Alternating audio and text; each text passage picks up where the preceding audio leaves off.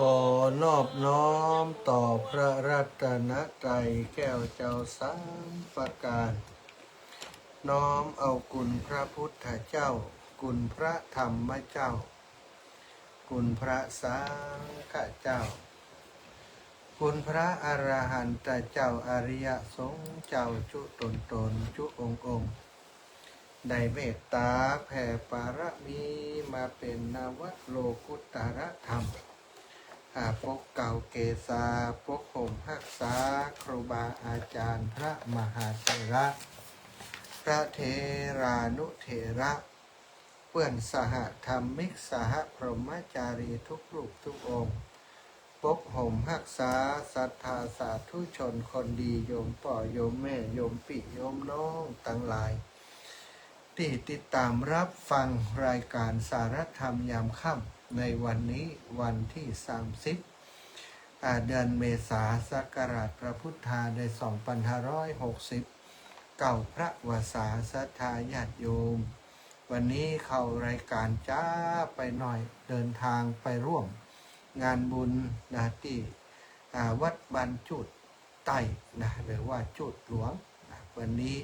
ศรัทธาญาติโยมจะมีภาระธุระขันวันพรุ่งนี้วันนี้เปิ่นอยากจะไปร่วมบุญไปตามต้นปัจจัยต้นพระป่าก็เลยปาศรัทธาญาติโยมไปวันนี้วันพรุ่งนี้ก็ยังจะต้องไปอีกวันเพราะว่าเปิ่นนิมนต์ไปเป็นส่งพิธีตัวเนาะศรัทธาญาติโยมพบปะกันแล้วก็จะไปปล่อยแม่ไหว้พระสวดมนต์ตามปกติก่อนเนาะกราบพระพร้อมกันกราบหนึ่งพุทโธเมนาโถกราบสองธัมโมเมนาโถกราบสามสังโฆเมนาโถ อิมินาสการเรนะพุทธังอภิปูชยามิอิมินาสการเรนะธัมมังอภิปูชยามิอิมินาสการเรนะสังฆังอภิปูชยามิอรหังสัมมาสัมพุทโธภะคะวาพุทธังภะคะวันตังอภิวาเทมิกราสวากขาโตภะคะวตาธัมโมธัมมังนะมัสสามิกราสุปฏิปันโนภะคะวะโตสาวกสังโฆสังฆังนะมามิกรานะโมตัสสะภะคะวะโตอะระหะโตสัมมาสัมพุทธัสสะนะโมตัสสะภะคะวะโตอะระหะโตสัมมาสัมพุทธัสสะพุทธังสารนังกัจฉามิธัมมังสารนังกัจฉามิสังฆังสารนังกัจฉามิตุติยัมปิพุทธังสารนังกัจฉามิตุติยัมปิธัมมังสารนังกัจฉามิตุติยัมปิสังฆังสารนังกัจฉามิตติยัมปิพุทธังสารนังกัจฉามิตติยัมปิธัมมังสารนังกัจฉามิตติยัมปิสังฆังสารนังกัจฉามิ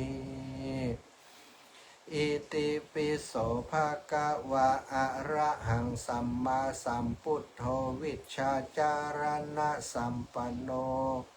สุขาโตโลกาวิทูอนุตตโรปุริสัทธัมมาสารทิสัทธา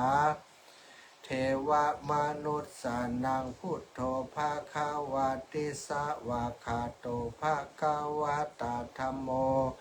สันทิฏฐิโกอะกาลิโกเอหิปัสสิโกโอปานายิโกปัจจัตตังเวทิตาโพวินโยหิติสุปฏิปันโนภะคะวะโตสาวกสังโฆอุชุปฏิปันโนภะคะวะโตสาวกสังโฆ ยายาปฏิปันโนภะคะวะโตสาวกสังโฆสามิจิปฏิปันโนภะคะวะโตสาวกสังโฆยะทิทังจัตตาริปุริสายุขานิอัตถปุริสปุคลาเอสาภะคะวะโตสาวกสังโฆอาหุนายโยปาหุนายโยทักขินายโยอัญชลิกระนิโยอนุตตรังปุญญเขตังโลกัสสาติกราบพระพร้อมกันเนอสัทธาตั้งหลายกราบหนึ่งพุทธังวรันตังศิระสานะมามิกราบสองธรรมังวรันตังศิระสานะมามิกราบสามสังฆังวรันตังศิระสานะมามิอ้าวศรัทธาญาติโยมอีป่ออีแม่ตั้งหลายไหวพระสวดมนต์ทำวัดเย็นด้วยกันเรียบร้อยแล้วต่อไปก็จะได้สนทนาสาระธรรมตามที่ได้อุจากันทุกวันเนาะค่ำคืนวันก่อนได้เทศธรรมพื้นเมืองพุทธาพิเศษไปเนาะ วันนี้ก็เป็นธรรมบรรยายอุจากันเนาะตามเวลาที่ได้รับบอกหมายมา19ถึง20 นาฬิกาศรัทธาขอบคุณเนอะคนที่เกี่ยวข้องผู้อำนวยการสถานีท่านอาจารย์ใหญ่พระมหานพดลสุวรรณเมธีติดได้ตั้งสถานีวิทยุคลื่นสีขาวเพื่อชาวประชาจังหวัดลำปางขึ้นมาที่วัดบรรพตสถิตของเฮาถ้าท่านอาจารย์มาตั้งสถานีขึ้นมาเฮาก็คงมาได้มาพบมาปะมาอูจากันมีแบบนี้ แล้วถ้าบ่มีช่างเทคนิคเจ้าหน้าที่สถานีนะก็คงจะลำบากบริหารอย่างได้นะก็ขอบคุณช่างเทคนิคและก็เจ้าหน้าที่สถานีน้องแอมพัชริยาฟองจันตาน้องนัทสถาพรสุธาคำน้องดิวอนุพงษ์ตาจินะลูกๆที่ช่วยกันดูแลสถานีทุกวันเนาะ ตะกี้ก็คอยซับลังนะเปลี่ยนจากเพลงมาเป็น เสียงธรรมจากครูบาอาจารย์นะขอบคุณน้องนัทสถาพรสุธาคำและก็ขอบคุณไปยังสถานีวิทยุทุกสถานีติเกาะสัญญาณไปออกอากาศในคณะนี้ทุกสถานีเนอะช่วงนี้เวลานี้คณะนี้ที่วัดบรรพตสถิตก็มีฝนตกมาปล่อยพอได้ชุ่มฉ่ำชุ่มเย็นเนาะต้นไม้ใบหญ้าดินต่างๆแห้งแล้งมาหลายวันแล้วเมินแล้ววันนี้ฝนตกตั้งแต่วันนั้นมาเนอะสตาวันที่25มาวันก่อนก็ล็อกป๊อกแป๊กวันที่25นั้นตกน้อยนึงและจากนั้นมาก็บ่มีเลยวันนี้ก็มาแล้วนะก็หวังว่าจะมาดินชุ่มฉ่ำต้นไม้ชุ่มฉ่ำหลายพื้นที่เนาะบรรจุใต้ตะเกียตมาไปฝนก็ตกนะระหว่างทางก็มีฝนตกตลอดทางขากลับมานี้ก็มีฝนไล่หลังมาก็ขอบคุณกับสถานที่ติดตามรับฟังรายการบางที่บางแห่งอาจจะลมนักลมลายฝนอาจจะตกนักตกลายช่วงนี้ฝนก็จะเป็นลักษณะของพายุฤดูร้อนเนาะสถานมันปาลมมาตัว ลมปาฝนมาลมจะมาก่อนบางทีก็มาพร้อมกันกับฝนปัดแหงวูบเดียวปั้งเดียวนี่ก็บางเถื่อบางที่บางแห่งหลังคาปิวเสียหายไปนักหนาก็ต้องระมัดระวังเหมือนกันเนาะถ้าบ้านเฮาบอกพอแข็งแรงก็อยู่ตั้งที่มันปลอดภัยไว้เนอะอีปล่อยอีแม่ตั้งหลายเปิ้นบอกว่าอยู่ในที่อาจจะเป็นพื้นที่มันแข็งแรงน้อยเนาะเป็นปูนเป็นอะไรอย่างที่มันแข็งแรงถ้าเป็นบ้านไม้ก็หาพื้นที่ที่มันอยู่ใต้โต๊ะใต้ตังพอจองที่ไว้ก่อนถ้าเกิดพายุเข้าลึ่งตึ้งตั้งมาอยู่ตั้งใดนี่มองไว้ เล็งไว้ก่อนเนาะก็ว่ากันไปเนอะสภาพดินฟ้าอากาศเป็นธรรมชาติที่บางเถื่อบางทีนี่มันก็เกิดจากน้ำมือมนุษย์นั่นแหละสถานที่เอาไปทำลายธรรมชาติสิ่งแวดล้อมอุณหภูมิมันสูงขึ้น เวลาเกิดพายุอย่างขึ้นมานี่เนาะมันประจวบเหมาะกับอุณหภูมิที่สูงขึ้นลมมันก็แห้งขึ้นนะจากลมธรรมดาก็เป็นพายุได้เราก็ต้องระมัดระวังเอากันเองฝนบ่เฮ็บก้าอย่างก้าเหล่านี้นี่อันตรายเนาะเอาละศรัทธาวันนี้ก็จะอู้ถึงเรื่องการทำบุญทำทานนะเหมือนเดิมพระพุทธองค์ทรงตรัสแสดงถึงอานิสงส์ของการให้ทานโดยอำนาจแห่งทานที่ประกอบไปด้วยทรัพย์ปุริสทานทานที่เฮาได้ถวายไปนั้นที่เป็นทรัพย์ปุริสทานทำให้การรักษาศีลการเจริญภาวนามันเป็นไปด้วยความราบรื่นจนสามารถทำวิปัสสนาญาณให้เกิดขึ้นได้ย่อมเกิดจากทานูปฏิ8ประการเมื่อกายแตกดับแล้วย่อมส่งผลคือไปเกิดหรือว่าอุบัติขึ้นในภพภูมิที่ดีคนที่ให้ทานคนที่ทำบุญอยู่เป็นประจำศรัทธาญาติโยมถ้าเกิดเป็นมนุษย์ก็จะอยู่ในกลุ่มคนที่อยู่สุขสบายอย่างเป็นกษัตริย์ก็ดีเป็นพราหมณ์ก็ดีเป็นกหบดีเป็นเศรษฐีมหาศาลเป็นข้าราชการชั้นผู้ใหญ่สูงอยู่สุขสำราญแม้เกิดในสวรรค์ก็เกิดในสวรรค์ชั้นต่างๆ6ชั้นแล้วก็ได้ไปเกิดเป็นเทวาชั้นพรหม16ชั้นอันนี้ก็มาเป็นผลของบุญของทานของศีลของภาวนาทั้งนั้นศรัทธาพระพุทธองค์ทรงแสดงทรัพย์ปุริสทานต้านของคนดี8ประการ8ประการมีอย่างพ้องที่เรียกว่าเป็นทรัพย์ปุริสทาน8ประการคือสิ่งของที่สะอาดสิ่งของที่สะอาดสิ่งของที่ประณีตแล้วก็หูจักหูทานตามกาลอย่างการทำกฐินทานนี่เป็นทานตามกาลถวายภัตตาหารก็เป็นตามกาลนะศรัทธาตอนเจ้านี่ตอนเจ้าตอนเพลแต่หลังจากนั้นไปคีลานะเพศัตก็ดีน้ำปานะก็ดีถวายได้แต่ถวายกับข้าวกับปลาเหมาะสมบัจจัยทานตามกาลแล้วก็หื้อทานตามกาลแล้วก็หื้อสิ่งที่ควรเลือกแล้วจึงหื้อทานเนืองหื้อทานเป็นประจำคณะหื้อนั้นจิตใจเลื่อมใสศรัทธาหื้อทานแล้วก็อิ่มอกอิ่มใจนี่ศรัทธาอันนี้เรียกว่าทรัพย์ปุริสเป็นทานที่เหมาะสมควรแก่ทานนั้นก็จะทานนั้นก็จะมีผลมีอานิสงส์มากอย่าลืมว่าของที่หื้ออย่างคนเฒ่าคนแก่นี่เปิ่นจะทำหื้อทานเตื้อนึงนี่เปิ่นจะคัดเลือกเอาของที่ดีๆงาม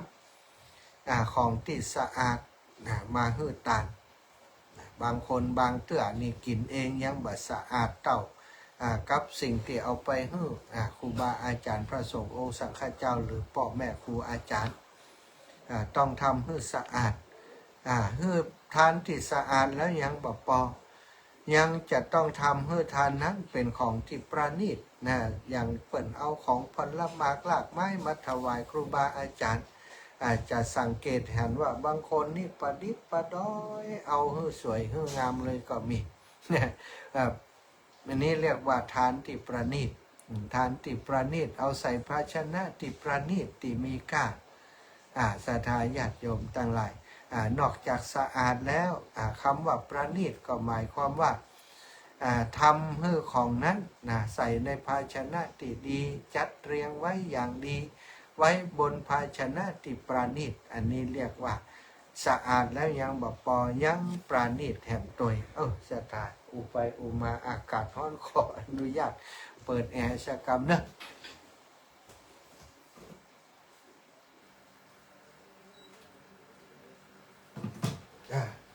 อากาศมันร้อนศรัทธาอยู่ในห้อง อยู่ในห้องอากาศมันร้อนเดียวอันคอมพิวเตอร์มันจะล้วนคอมพิวเตอร์หรือว่าโน้ตบุ๊กนี่มันจะล้วนก็อาจจะทำให้รายการขาดตอนไปเนาะศรัทธานอกจากสะอาดแล้วก็ประณีตแล้วก็รู้จักว่าเวลานี้ควรจะหื้อทานสิ่งใด เรียกว่าทานตามการอย่างที่มีในพระวินัยเนาะในวินัยที่บัญญัติเอาไว้กฐินทานจะฮับตั้งแต่วันไหนถึงวันไหนป้าป่าจะฮื้อช่วงใดก็ได้แต่กฐินนี้ออกพรรษาแฮมค่ำเนาะไปจนถึง15 ค่ำแฮมเดือนหนึ่งศรัทธาเพิ่นก็จะกำหนดไว้อย่างนี้เป็นทานตามการแล้วก็อย่างตานผ้าจำนำพรรษาเนี่ยผ้าอาบน้ำฝนก็ต้องเป็นช่วงฤดูการเข้าพรรษาอันนี้เรียกว่าทานตามการ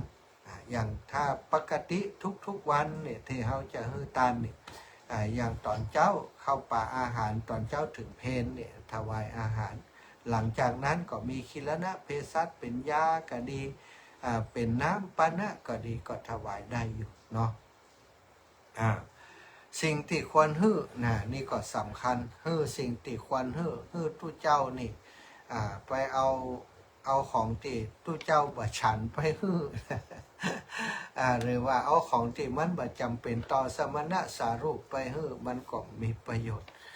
เอาหวีไปฮื้อคนที่มีผมก็จบข่าวเลยเนาะ ฮื้อสิ่งที่ควรฮื้อต้องฮู้เนาะว่าอย่างที่ควรฮื้อบ่ควรฮื้อแล้วก็สำคัญก็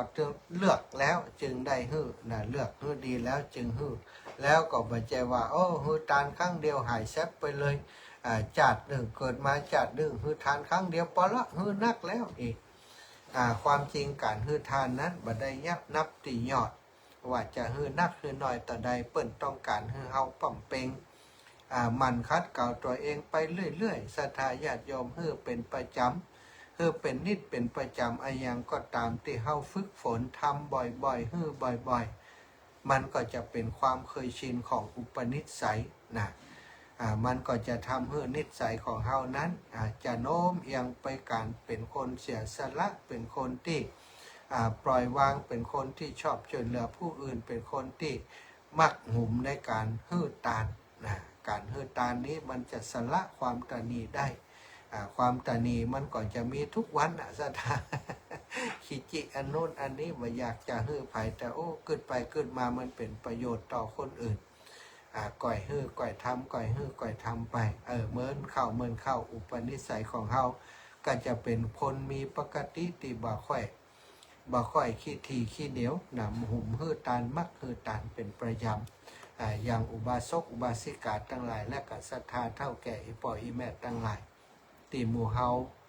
ฮื้อทานกันเป็นประจำก็จะต่างจากคนที่เปิดขี้ที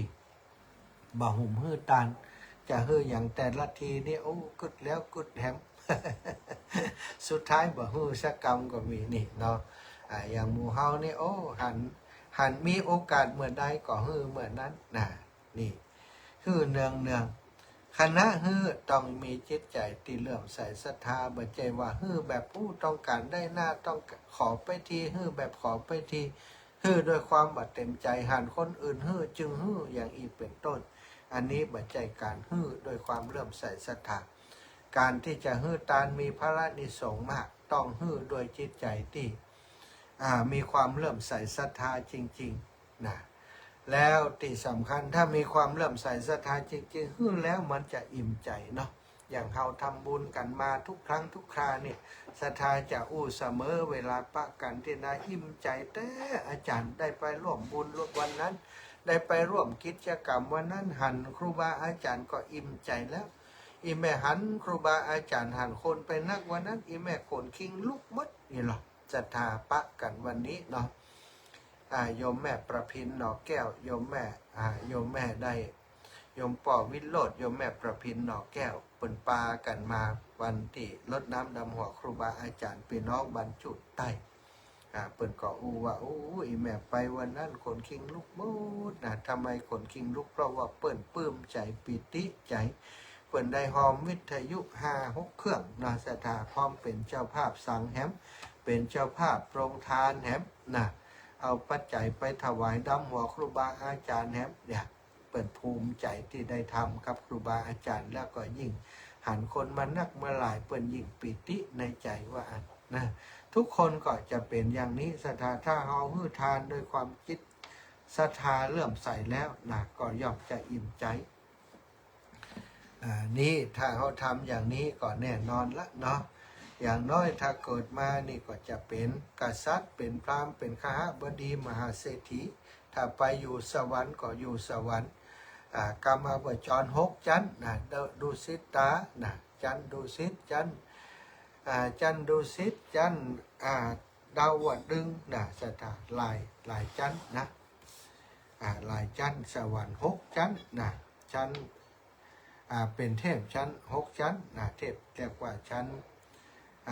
6ชั้นนี่ก็ถือว่าสุขสำราญแล้วถ้าสูงกว่านั้นก็ไปเทพเทวาชั้นพรหมแห่ง16ชั้นอันนี้ก็คือบุญกุศลถ้าหากเขาให้ทานตามสัพปุริสทานดังที่กล่าวมานี้สถานพระพุทธองค์ซึ่งตรัสว่าทานที่ฮือโดยความเลื่อมใสศรัทธาแล้วก็ทานที่ประณีตสะอาดนี้ทานที่ฮือตามการฮือสิ่งที่ควรฮือเลือกแล้วจึงฮือเป็นประจำเนืองมีความอิ่มอกอิ่มใจเวลาได้ฮือทานแล้วมีอานิสงส์มากนะเป็นประโยชน์เกื้อกูลย่อมเป็นไปเพื่อประโยชน์แก่ชนเป็นอันมากแก่บรรดาแก่บิดาแก่บุตรภริยาแก่ทาสกรรมกรแก่มิตรสหายแก่ผู้ล่วงลับไปก่อนแก่พระราชาแก่เทวดาแก่สมณพราหมณ์และเกิดความไหลมาแห่งบุญกุศลทำให้จิตระลึกถึงพระพุทธพระธรรมพระสงฆ์เป็นสรณะนี่คือผลของการฮือทานอย่างนี้ย่อมจะทำให้จิตใจของเฮาไหลไปสู่พระรัตนตรัยคือพระพุทธพระธรรมพระสงฆ์อันเป็นสรณะนั่นเอง ศรัทธาญาติโยมเนาะก็ทำสั่งสมอบรมทำกันคือเป็นประจำทำกันทุกวันเนาะอย่างศรัทธาอีปอยอีแม่ทั้งหลายนี่คือทุกวันอาตมาเชื่อมั่นว่าได้ทำทุกวันอย่างน้อยก็ใส่เข้าพระเจ้า ใส่เข้าพระเจ้าได้ใส่บาตรโดยความตั้งอกตั้งใจเป็นบุญเป็นกุศลทุกวันบางคนก็สมาทานศีลวิรัตนะศีล5ตั้งใจสมาทานศีลที่ดีทุกวันอันนี้ก็จะเป็นบุญเป็นกุศลเป็นอนุสงฆ์ทำให้ศรัทธาท่านเจ้าอย่างน้อยบัพพราดจากมนุษย์สมบัติสวรรค์สมบัตินิพพานสมบัติแน่นอนศรัทธาช่วงนี้เนาะก็มีงานอยู่หลายตีหลายแห่งหลายวัดหลายวาเนอะ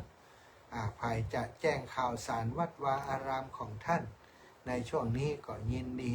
แจ้งมาบอกมาได้ในรายการของอาตมานี้ที่อาตมารับทราบก็จะมีวันพรุ่งนี้ที่วัดบันฟ่อนเนาะก็จะมีส่งน้ำพระธาตุเป็นประเพณีประจำปีตอนเย็นก็จะมีพิธีน่าจะเป็นอบรมสมโภชพุทธาภิเษกอย่างสักอย่างในเปิดนิมนต์ไปเทศพุทธาภิเษกแต่บอกว่าพุทธาภิเษกเรื่องอย่างอาจจะเป็นในโอกาสก็คือเดือนประเพณีเดือน8 เพ็งเนี่ยนะสถาเปิดก็เรียกว่าส่งน้ำพระธาตุแล้วก็มีทำพุทธาภิเษกได้นะนิมนต์มาจากครูบาอาจารย์วัดบันพ่อนเปิ้นก็จะมีงานตั้งแต่ตอนเช้าถึงตอนค่ำยามแรงตัวศรัทธาที่อยู่ใกล้เนอะพี่น้องบ้านศาลาหลวงศาลาดงลานพี่น้องบ้านต้าเนาะใกล้ๆกันตลอดถึงอยู่ที่ไกลที่ไหนก็ได้นะถ้าเราอยากจะไปร่วมบุญก็เรียนเชิญเจริญพรได้เลยเนอะวัดบันพ่อนวงพรุ่งนี้แล้วก็ที่วัดบรรจุดใต้หรือว่าจุดหลวงนั้นพรุ่งนี้จะมีพิธีส่งน้ำพระธาตุเหมือนกันแล้วก็จะมีการตานกำแพงวัดนะที่เปิ่นได้สร้างกำแพงใหม่แล้วก็จะมีการตานในวันพรุ่งนี้โดยศรัทธาปล่อยแม่บ้านปงใต้บ้านม้าศรัทธาบ้านม้าวันนี้หลายคนเนาะที่ฟังรายการอยู่อยากจะพบปะกับอาตมาภาพแต่ว่าอาตมาไปค่ำแล้วศรัทธาก็กลับเหตุก่อน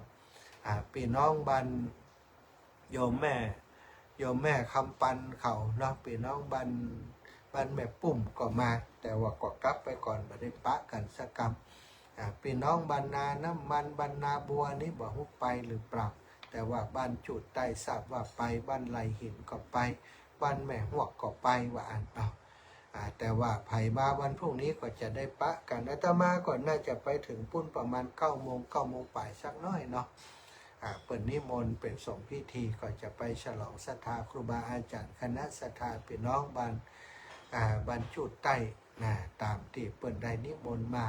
พี่น้องบ้านโป่งเหนือโป่งใต้เนอะพี่น้องบ้านมาบ้านนางแลบ้านอย่างใกล้ๆแถวนั้นนะบ้านนางเหลวนางแลหลายหมู่บ้านบ้านม้าบ้านอย่างแหมบ้านกาดโป่งกาดเหนือกาดใต้บ้านสันบุญเรืองสันหลวงสันบุญเรืองเนาะที่อยู่รอบบ้านแม่กุยนี่ก็ถ้าจะไปอยู่กันทุกลูกศรัทธาญาติโยมพรุ่งนี้ปะกันเนอะที่บ้านจุดใต้พิธีอบรมสมโพธิเจริญพระพุทธมนต์ตานกำแพงวัดบรรจุใต้เปิดก็พบปะกันภายอยากจะหันหน้าคนบางงามเนอะอาจารย์สมชาติมหาสมชาติชาตะปัญโยก็ปะกันในวันพรุ่งนี้ก่อนแล้วกันอีแม่ต่างหลักเอาแล้วเนาะอูจากกันมาเป็นเวลาปอที่จะฮือศรัทธาได้โทรเข้ามาแล้ว19:44 นาที45 นาทีโทรมามาจากกันได้ที่เบอร์โทรนี้0808844173เนอะ0808844173โทรมากันได้จะสนทนาหรือว่าบอกข่าวสารงานบุญที่บ้านของศรัทธาญาติโยมก่อนนี้เรียนเชิญเจริญพรบอกได้เลยก็เป็นสื่อให้กับศรัทธาญาติโยมไปในตัวด้วยเนอะวัดวาอารามใดที่มีงานอยากจะให้อาตมาภาพช่วยประชาสัมพันธ์การงานก็แจ้งมาได้แจ้งมาที่วัดบรรพตสถิตแจ้งมาที่สถานีวิทยุ 106.50 วัดบรรพตใดก็จะได้รวบรวมทยอยประกาศไปเรียนเชิญเจริญพรเนอวันพรุ่งนี้ที่วัดบรรจุใต้หนึ่งแล้วก็วัดบรรพตแล้วมีวัดกูเนาะวัดกูนี่ก็คืออยู่ในพื้นที่บ้านโทกหัวช้างบ้านหัวทุ่งศรัทธาเพื่อนจะมีพิธีเหมือนกันนะเนาะส่งน้ำพระธาตุก็ญาติโยมของอาตมาส่วนใหญ่ที่อยู่โทกหัวช้างแล้วก็บ้านหัวโตกจะมาได้ไปที่บรรจุใต้ต้ยก็เลยปาเพื่อนไปทำบุญแห่งวันนี้ก็ไปพบปะกับโยมแม่บัวขีทัพโปโยมป่อวิโรจน์โยมแม่ประพินหนอแก้วเนาะกับศรัทธาอีกหลายคนหลายท่านที่พบปะกันวันนี้เนอะวันพรุ่งนี้ตอนเจ้าเนาะถ้าไผ่ไปที่วัดบรรจุใต้ก็จะพบปะกันที่วัดจุดใต้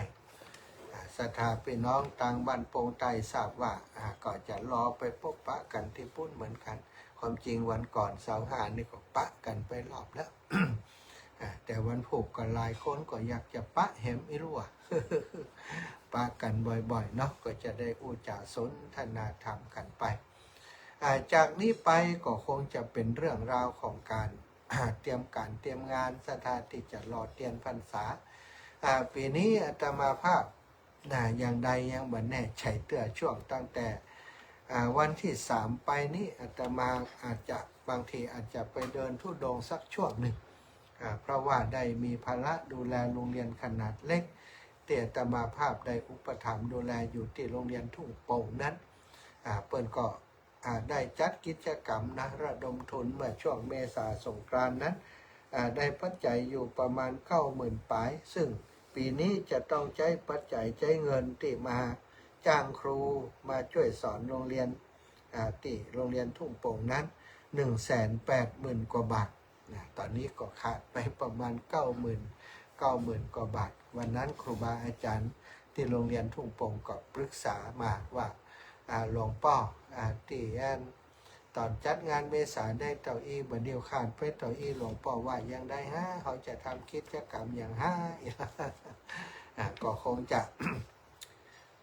ต้องมีการเดินธุดงค์สักเล็กน้อยเนาะเพื่อจะได้ประชาสัมพันธ์ข่าวสารงานบุญงานนี้กับโรงเรียนแล้วก็ศรัทธาอีปออีแม่ที่ทุกปีเนาะถ้าอาตมาเดินธุดงค์เพื่อการศึกษาเพิ่นก็จะได้ให้ได้หอมกันคนเล็กคนน้อย ถ้าบัดเดินทุดงถ้าบัดทำกิจกรรมอย่างบางเตื่อบางทีก็เหมือนกับว่าเฮาอย่างศรัทธาขอเปิ่นอย่างเดียวแล้วบ่มีสิ่งแลกเปลี่ยนและอีกอย่างหนึ่งการเดินทุดงการได้พักผ่อนบางช่วงมันก็ทำให้มันได้รีแลกซ์ได้พักผ่อนเนาะสัก10 วัน20 วันนะก้าปีนี้พอเวลาแล้ว จะติดกิจกรรมนักอยู่ที่วัดพุทธศรีคีรีของท่านอาจารย์วรรณชัยก็จะมีงานเปิดทำบุญอายุวัฒนมงคลครบ62 ปีของท่านอาจารย์วรรณชัยในวันที่15ที่จะถึงนี้ที่พุทธศรีคีรีศรัทธาไผ่จะไปแอวพุทธศรีคีรีตำบล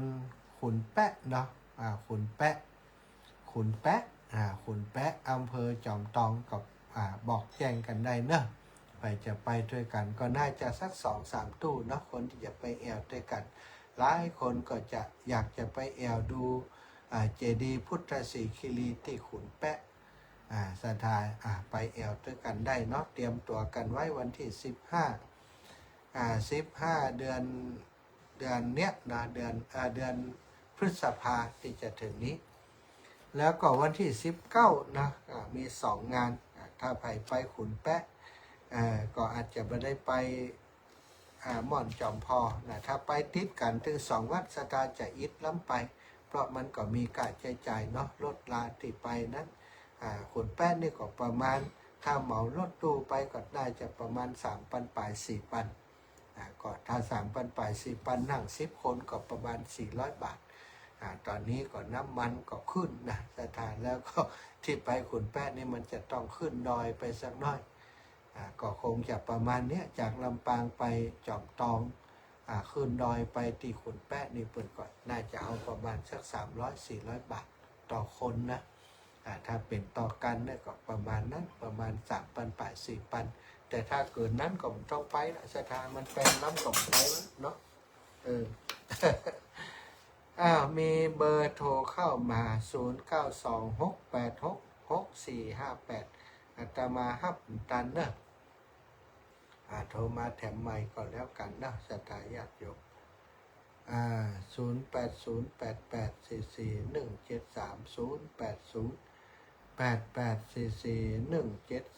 นอะสถาญาติโยมตะกี้มีคนจิเข้ามาคนหนึ่งอาตมาก็หันแป๊บเดียวตันได้ฮับสายทั้งเชียงใหม่ไปถึงก็วันนี้มาล่างฝนตกฟ้าห้องเชียงใหม่บ่ได้ฮับสัญญาณก็หรือว่าเปิดมีถ่ายทอดสดปกติเชียงใหม่ยายพรนี่ กองเปิดสายมาแล้วเนาะปกติถ้าเปิดสายตั้งเชียงใหม่นี้จะมาก่อนลำปางนี่ฟังกันมันละไก่ละบ่ค่อยโทรละเจริญปอนเจ้าสวัสดีค่ะท่านมหาเจ้าโยมแม่ตีนอกตีโยมกันเห็นขึ้นไปวางแผงผ้าอาหารเจ้าฟังถึงวัน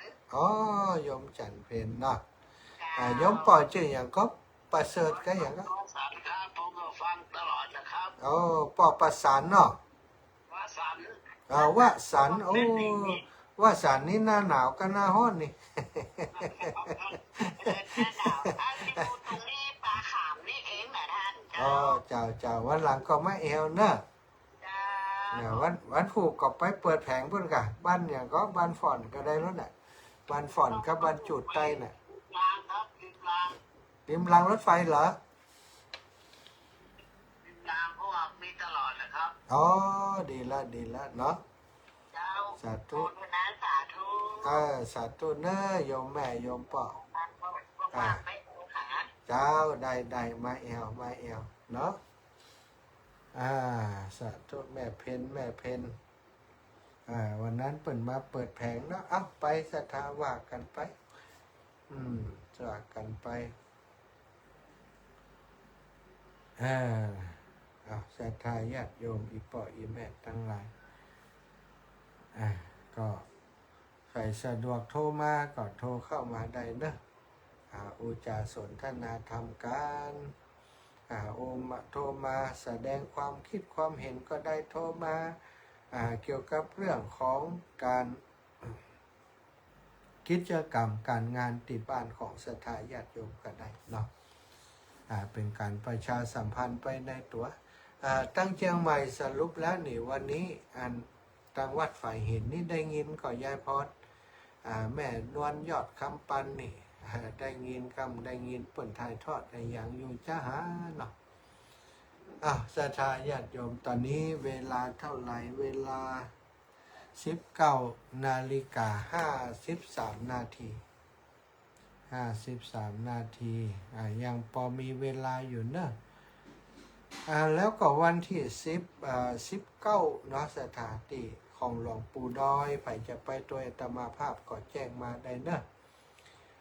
คุณแม่ทองวานฟูบุตรบันทาโทกทุ่งฝ่ายอำเภอเมืองจังหวัดลำปางร่วมบุญหลอดเทียนเข้าพรรษา100 บาทค่าน้ำค่าไฟ100 บาทรวมเป็น200 บาทโอ้มาก่อนแต่ว่าอีแม่ เดี๋ยวก็จะได้จดไว้ก่อนนี่เจริญปอนจากไหนเอ่ย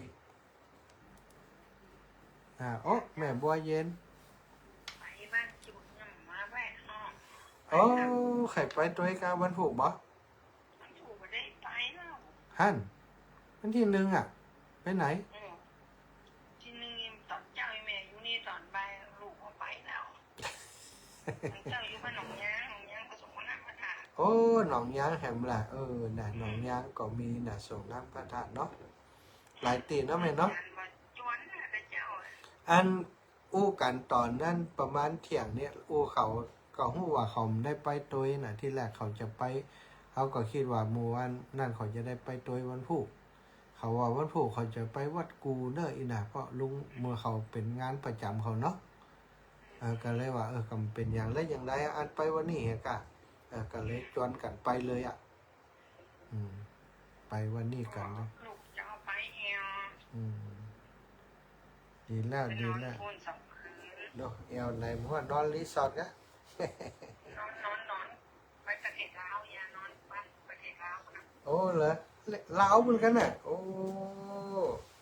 ถ้าชวนก่อนนี้แค่เนี่ยทำพาสปอร์ตออกไปทำคุณอ่ะแต่บอกไปทำไมจะไปทำเดี๋ยวจะทำชุกอ่ะเหรอดีกันยินดีตัวจะได้ไปพักผ่อนให้พ่องอิดงานนักละเนาะอยู่กับลูกกับหลานสาธุนะแม่เด้อเจ้าสาธุเจ้าอนุโมทนาบุญโยมแม่บัวเย็นได้เป็นมือเป็นไม้ช่วยงานขนาดนักสถานเครื่องสืบชะตาคว้าสืบชะตานี่ทีมงานแม่บัวเย็นถึงนั้นนะได้มาช่วยก็ต้องขอบคุณเป็นอย่างสูงนะถ้ามีศรัทธาเท่าแก่อีปอยอีแม่ก็นักใจอยู่อาตมาเนาะบ่ได้จ้างบ่ได้อย่างเปิดจ้างอย่างศรัทธาเปิดยินดีมาเนี่ยทำให้งานของเราเป็นไปโดยความราบรื่นเนาะซื้อเองโดยซ้ำไปหลายสิ่งหลายอย่างก็ซื้อกันเอาเองที่ลืมบ่ได้ก็โยมแม่สีนวลบ้านห้องกอกเนอะ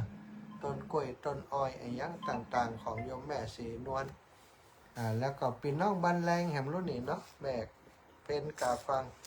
พี่น้องบ้านแรงเอาของมาฮือแห่งหลายอย่างต้นวัสนาประดับเจริญปอนแม่เพนให้ใจใครแม่ติ๊บแม่ติ๊บกาฟังกะเจ้าไอ้สาเจ้าแม่ติ๊บแม่เพนว่านั่นของไผ่ของแม่ติ๊บกะเป็นเดือนถึง2 คนน่ะแม่ติ๊บเป็นเดือนแห่งรถเนาะแม่น่ะแม่เพนแม่เดียนคนเดียวกันนะเจ้าคนนี้นะนั่นปืนนี้2 จืดเจ้านั่นอันนี้แม่ติ๊บเนาะเจ้าสาธุเนอะแม่เนอะวันนั้นได้มาก่อนไปกันเจ้าได้หรอกพอดีรถฝนหีบมามันได้วิทยุสักครับนั่นได้วิทยุสักครับเจ้ามันเป็นยังได้บุญแล้วได้ทำบุญได้เจ้ามีนะดีแล้วแม่เนาะสาธุบุญเนอะสาธุเจ้า4-5-6-8เจริญปอนแม่อ้อยจ้า ตอนนี้จะประชุมกันวันที่23นี่แหมกำเพราะว่าวันที่14นั่นมันตรงกับงานตุ้ลุงแดงแหมวันที่23จะประชุมกันเพราะ3เดือนนี้เดือนพฤษภาคมแต่ว่ามีแน่จะแต่ใจวันที่14มันได้ปีแล้วก็ไปลูกเจ้าปีแล้วไปไหนพุ่นกะไปเอาไข่กะฮะอ๋อปีแล้วอย่างนั้นปีชื้นแล้วปีแล้วนี่แม่ห้องไข่ปีไปบ้านแม่ของทางอ่ะเจ้าอ๋อโอเคเอาละแม่เวลาหมดเวลาเนอะขอบคุณแม่อ้อยเนอะเจ้าเดี๋ยวจะบอกให้เนาะเอาละสัทธาเวลาหมดเวลาขอนำรายการจากลาไปด้วยเวลาเพียงเท่านี้สาธุจัตตารโอธรรมาวัฏันติอายุวโนสุขังภะลัง